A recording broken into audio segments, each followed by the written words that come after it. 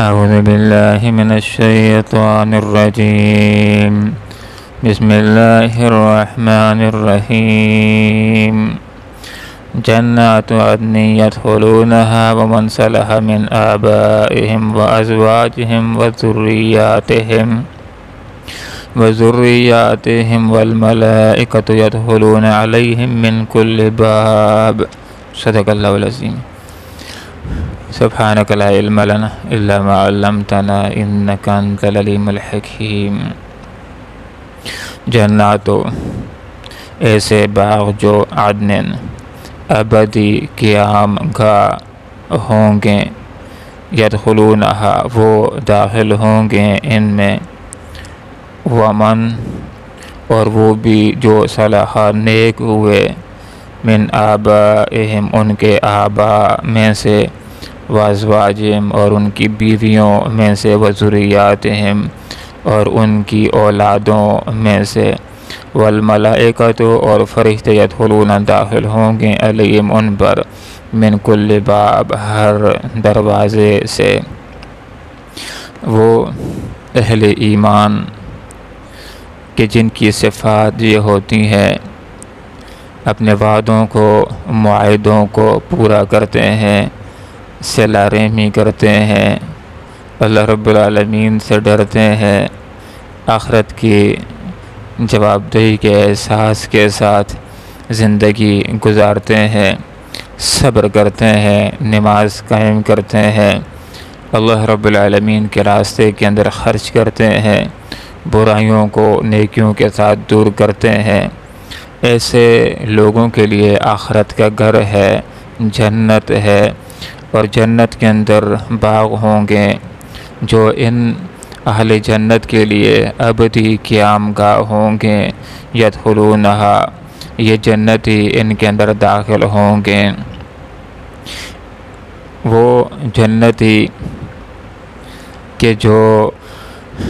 جب جنت کے اندر چلا جائے گا تو اس جنتی کو اللہ رب العالمین جو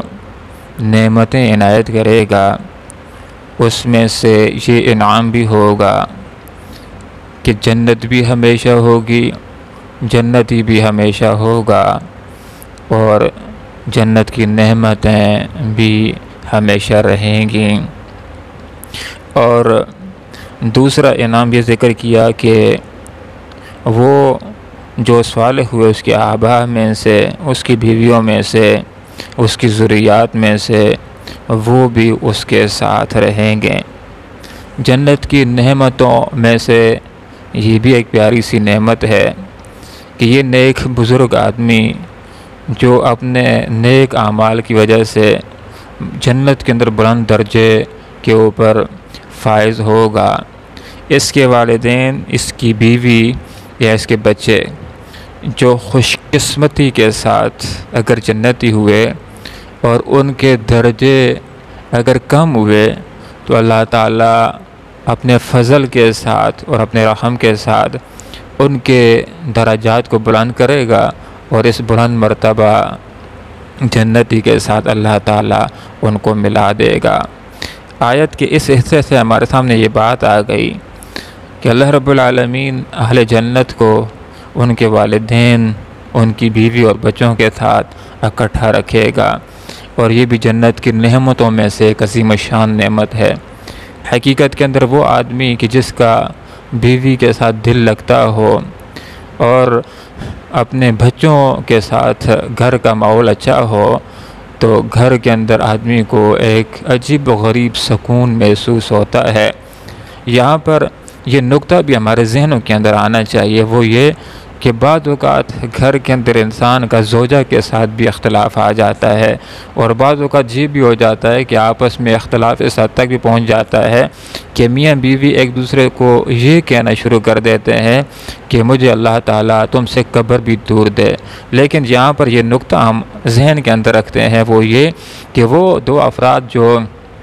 دنیا کے اندر اگرچہ کسی قدر ان کا اختلاف بھی ہو گیا، لیکن جب دونوں جنتی ہوئے جنت کے اندر چلے جائیں گے تو جنت کی نعمتوں میں سے یہ نعمت بھی ہے کہ اللہ رب العالمین ان کے دلوں سے اختلاف کو دور کر دے گا، اللہ رب العالمین ان کے کینے کو، غل کو، کدورت کو دور کر دے گا، اور اہل جنت کی آپس کے اندر محبت ہوگی۔ کتنی محبت ہوگی ذرا آپ اس حدیث سے اندازہ لگائیں۔ حدیث کا یہ مفہوم ہے کہ آپ صلی اللہ علیہ وسلم نے ارشاد فرمایا کہ اللہ رب العالمین کی رحمت اور محبت کے 100 حصے ہیں۔ گویا کہ اللہ رب العالمین کی جو رحمت اور محبت ہے اس کو اگر 100 حصوں کے اندر تقسیم کر دیا جائے تو ایک حصہ اللہ تعالیٰ نے دنیا کے اندر بھیجا ہے۔ اب ذرا آپ اندازہ لگائیے کہ اس ایک حصہ رحمت و محبت کی وجہ سے دنیا کے اندر کس قدر افراد کی آپس میں محبت ہے، بھائیوں کی آپس میں محبت ہے،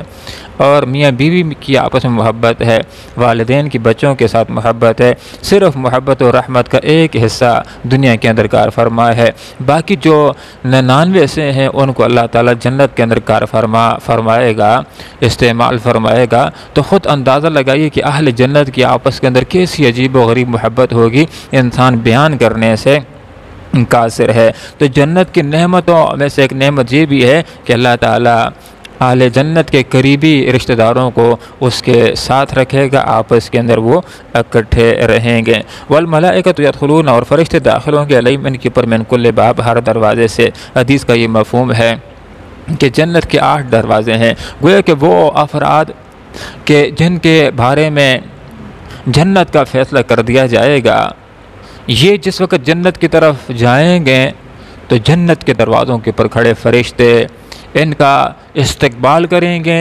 ان کو سلام بھی کہیں گے، ان کو خوش آمدید بھی کہیں گے، اور ان کو اللہ رب العالمین کی طرف سے یہ خبر بھی دیں گے کہ آج کے بعد تمہارے غم اور پریشانیاں ختم ہو گئی ہیں، تم جنت کے اندر سکون کے ساتھ رہو گے، امن کے ساتھ رہو گے، اطمینان کے ساتھ رہو گے، اور خوشی کے ساتھ رہو گے۔